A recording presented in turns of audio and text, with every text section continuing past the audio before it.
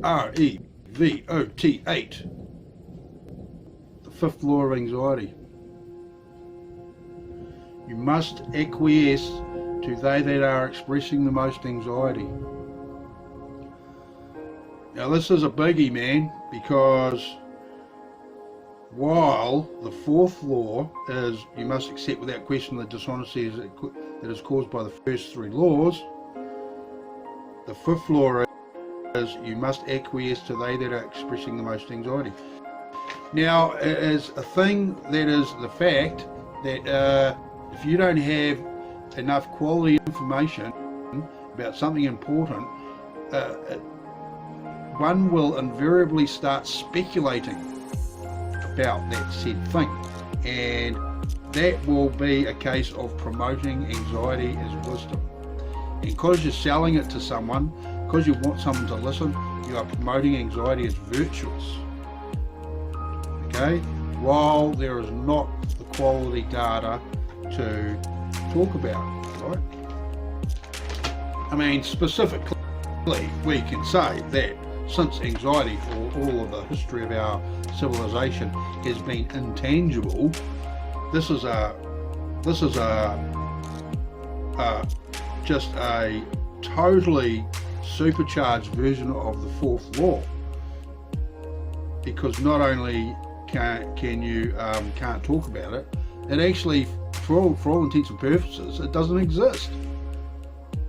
This is this shows you how amazing the cognition of consciousness is, when anxiety can do all of this and completely control language and have us believe it doesn't exist. This is remarkable, man. This is the most amazing thing, that it gets away with that, or has gotten away with that, and it's quite the thing that I've figured out that it is doing it, and I've been able to bring a qualification to you about it. And so the fifth law, you must acquiesce to they that are expressing the most anxiety. So this is what shuts down heaps of people, because everyone knows, right? Everyone knows that because of the second law, okay, because of the fourth law, okay, because really someone acting out in an aggressive way in public, okay, it's really about the fourth law.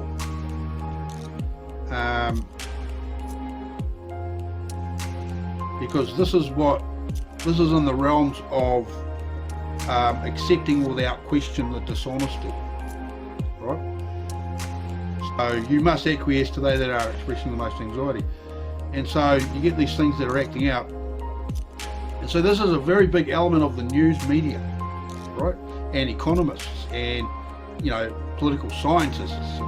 So if you got a political scientist like in New Zealand, right, from a university, they all live at university, and you got them to speak about like Syria or something like that, they would give you this warmongers, they would give you a warmonger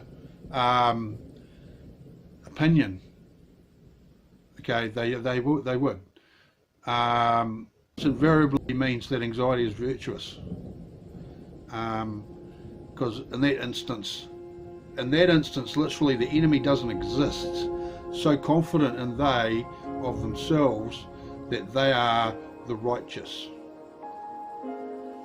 okay, and so this is what happens. So they promote all this anxiety as wisdom. That's why the news only tells you good news, bad news. It's because that's what they think people like, and it's true. People do like bad news, and this isn't a challenge to some conspiracy theory. I'm making an observation of why people are drawn to drama. Okay, and it's party to the fifth law. If you must acquiesce to they that are expressing the most anxiety, if you must acquiesce to they, it must mean that they're your leader. They're your leader. And so this is just an observation I'm making on how people's feelings get affected by language to have the outcome where one capitulates and one prevails. Okay, and this is the mechanics of that. This is the political mechanism of that, and and this is how that goes down. And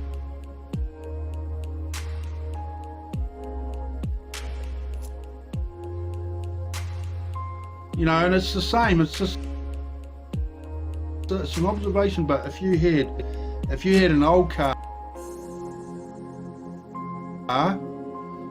or your business, you had a business or an old car, or myriad other situations, you've got one failing part, and then there's one part that's a bit wonky, you know, and you would immediately gravitate to the worst part, wouldn't you?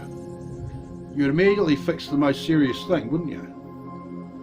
Because that's what consciousness, so that's what consciousness is compelled to do, to immediately go to the most serious problem and fix that first.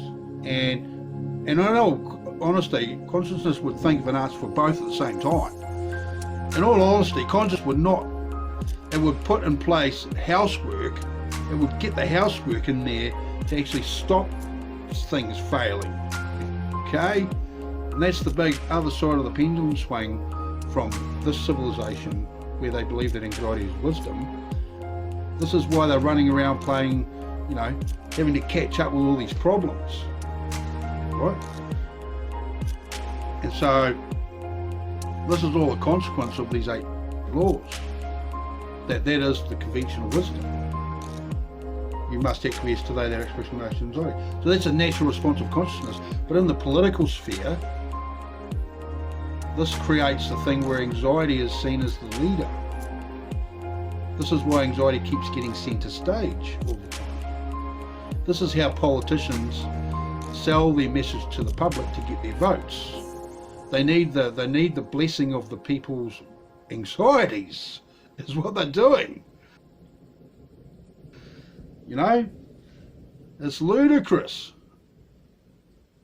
But this is an observation of this hierarchy of elements and dynamices, right, that exist when consciousness has been hijacked by anxiety and effectively takes consciousness out of its natural world, its natural setting, which is a limitless expanse, the limitless spiritual expanse, and reduces it down to this tiny space.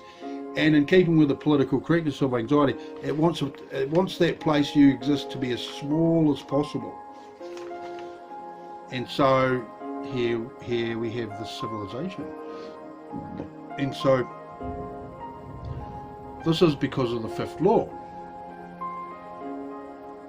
An observation that is of the natural instinct of consciousness to immediately find a solution for a problem. It's a joyous thing for consciousness to do this. Consciousness loves this. This is its favourite thing, is to see how fast it can nail a problem, bring a solution, you know. And so this is the thing of it. But when consciousness has been hijacked by anxiety, and because of language, it exists as a political entity, this is having a massively different outcome, where it's actually willfully creating the problems. And while we think that anxiety doesn't exist, and it is 100% invested in maintaining a problematic environment, this is this world we've got. And so this is like this is what happens, man. And so that's what I can say about that. It's that simple, because you know what, you've all seen it. This is something that's hugely common,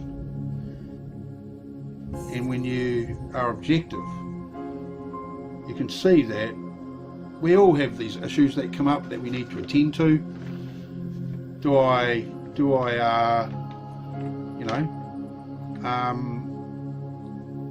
it's invariably a case where you've got to do several things without enough resources. So you pick which one's most important. And then consciousness. It's consciousness doing its thing. It's assessing which is most important. What order should I do things? You know, you develop this plan of action, like literally within about 5 seconds, you can actually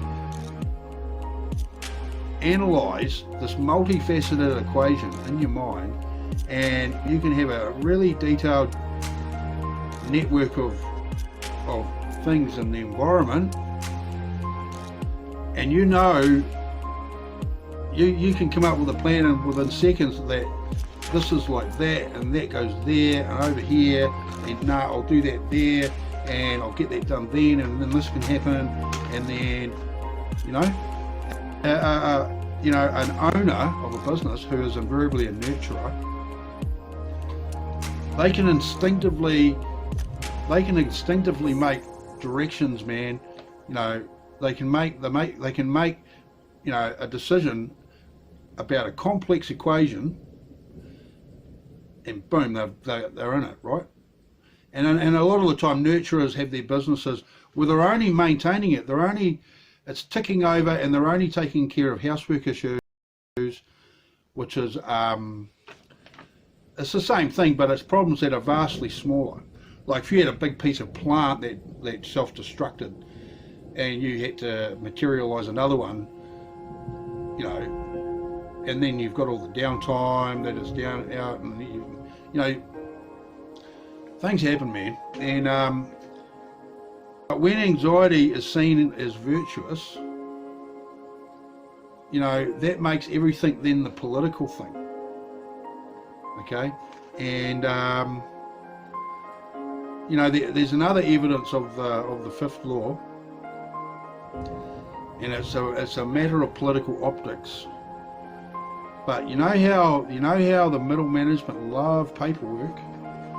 You go to do something with a government department or a kind of a corporate entity, or even not a corporate entity, even just a business, right?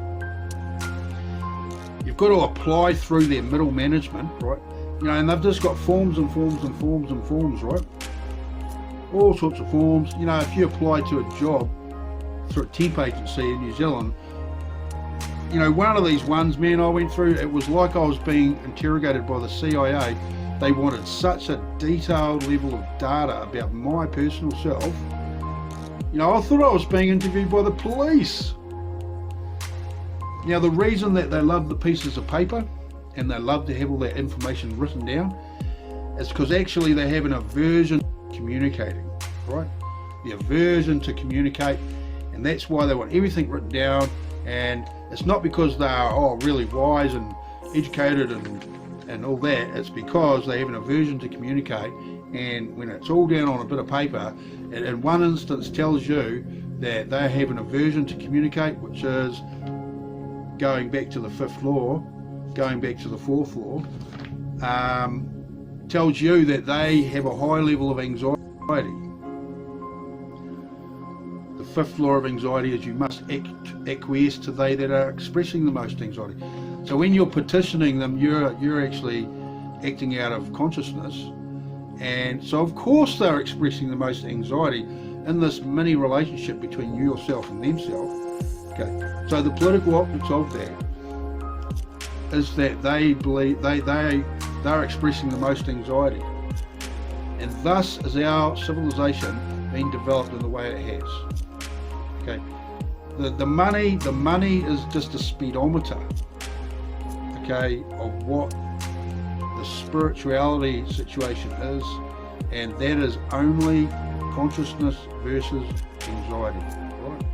And what I've just described is the fifth law of anxiety and how it influences language. And it influences language, but we don't take much of an experience to know fluently what the implications of that is, and then we don't go there. Then that's how we approach it, that this political agreement is the law, and that is why the money is only the speedometer of what any situation is, So there's the fifth law.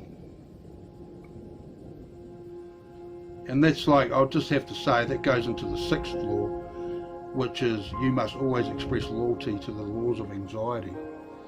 And this is a matter of the political correctness of anxiety, because anxiety governs language and by implication thought,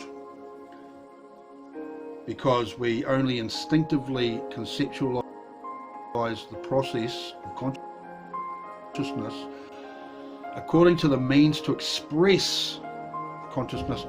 And so that's where the great corruption happens, because we go to express consciousness with the voice, but anxiety has control of language. And this is an observation of our civilization right now. And so the 6th law is you must always express loyalty to the laws of anxiety, because this is politically correct. Because in your own individual experience, if you go to challenge your anxieties about something, they will bite back. And I've made this analogy of it. It's like having a big bug attached itself to you, right? And any time you go to try and touch it, it bites in harder. If it gets the idea that you want to get rid of it, it'll just bite in harder. And that's an analogy of how anxieties, have, this experience of that consciousness is having while anxiety is hijacked it. Okay, and I mean one of the greatest events that exemplifies this relationship between anxiety and consciousness, right, and the political correctness of consciousness, is actually the Russian Revolution, because they says, oh, the workers must rise up, you're being oppressed, rise up, which is anxiety talking people into believing it. And then as soon as actually that had happened, the anxiety which was the leader of the political environment, right, then set about massacring everyone, because that's politically correct according to anxiety.